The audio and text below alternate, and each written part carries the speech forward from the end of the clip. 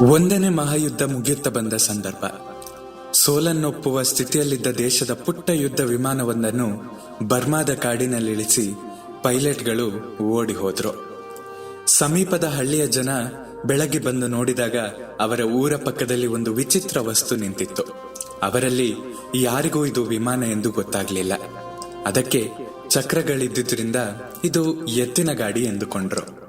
ಅದಕ್ಕೆ ಎತ್ತುಗಳನ್ನ ಕಟ್ಟಿ ಊರಲ್ಲೆಲ್ಲ ಸುತ್ತಿಸಿ ಹೊಸ ಮಾದರಿಯ ಎತ್ತಿನ ಗಾಡಿ ಬಂದಿದೆ ಎಂದು ಸಂಭ್ರಮ ಪಡ್ತಾ ಇದ್ರು. ನಮಸ್ಕಾರ, ಕೇಳ್ತಾ ಇದ್ದೀರಾ ಅವಿಭಾಜಿತ ಪಾಡ್ಕಾಸ್ಟ್. ನಾನು ಸಂಕೇತ್ ಭಟ್. ಕೆಲವು ತಿಂಗಳ ನಂತರ ರಂಗೂನಿನಿಂದ ಒಬ್ಬ ಮಾಜಿ ಸೈನಿಕ ಬಂದ. ಅದನ್ನ ನೋಡಿ ಇದು ಆಕಾಶದಲ್ಲಿ ಹಾರುವ ವಿಮಾನ ಅಂದ. ಹಳ್ಳಿ ಜನರು ನಂಬಲೇ ಇಲ್ಲ. ಆತ ರಂಗೂನಿನಿಂದ ಒಬ್ಬ ಪೈಲಟ್ ಅನ್ನು ಕರೆಸಿದ.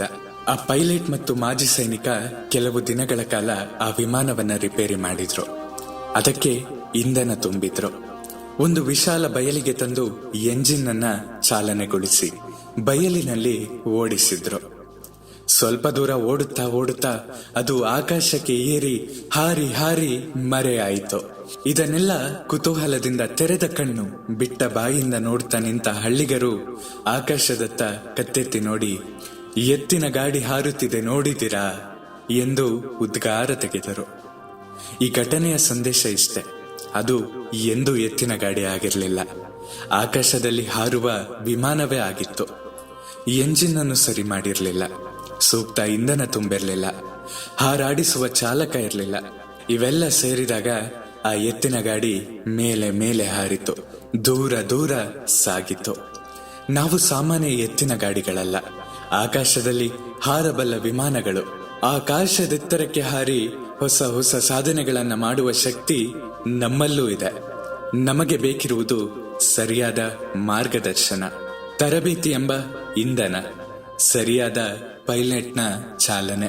ಇವೆಲ್ಲ ಆಕಾಶಕ್ಕೇರಿಸುವ ಸಾಧನಗಳು. ಹಾಗೆ ವಿದ್ಯಾರ್ಥಿ ಜೀವನ ಅಥವಾ ವೃತ್ತಿ ಜೀವನದ ಉಪನ್ಯಾಸ, ತರಬೇತಿ, ಶಿಬಿರ, ಕಾರ್ಯಾಗಾರಗಳು, ಉದ್ಯಮಗಳಿಗೆ ಭೇಟಿ, ಸೆಮಿನಾರ್ಗಳು ಮುಂತಾದವೆಲ್ಲ ಬಹು ಉಪಯುಕ್ತವಾದ ಸಾಧನಗಳು. ನಮ್ಮಲ್ಲಿನ ವಿಮಾನವನ್ನ ಆಕಾಶಕ್ಕೇರಿಸುವ ಸಾಧನಗಳು. ಆ ದೃಷ್ಟಿಯಿಂದ ನೋಡಿದಾಗ, ಭಾಗವಹಿಸಿದಾಗ ಅವುಗಳ ಪ್ರಯೋಜನ ನಮಗಾಗುತ್ತದೆ. ನಿಮ್ಮ ಪ್ರೀತಿ ಹಾಗೂ ಪ್ರೋತ್ಸಾಹ ಸದಾ ಹೀಗೆ ನನ್ನ ಮೇಲೆ ಇರಲಿ. ನಿಮ್ಮ ಅನಿಸಿಕೆಗಳನ್ನ ನನ್ನ ಬಳಿ ಹಂಚಿಕೊಳ್ಳಿ. ಸದಾ ಕೇಳ್ತಾ ಇರಿ ಅವಿಭಾಜಿತ ಪಾಡ್ಕಾಸ್ಟ್. ನಾನು ಸಂಕೇತ್ ಭಟ್. ಧನ್ಯವಾದಗಳು.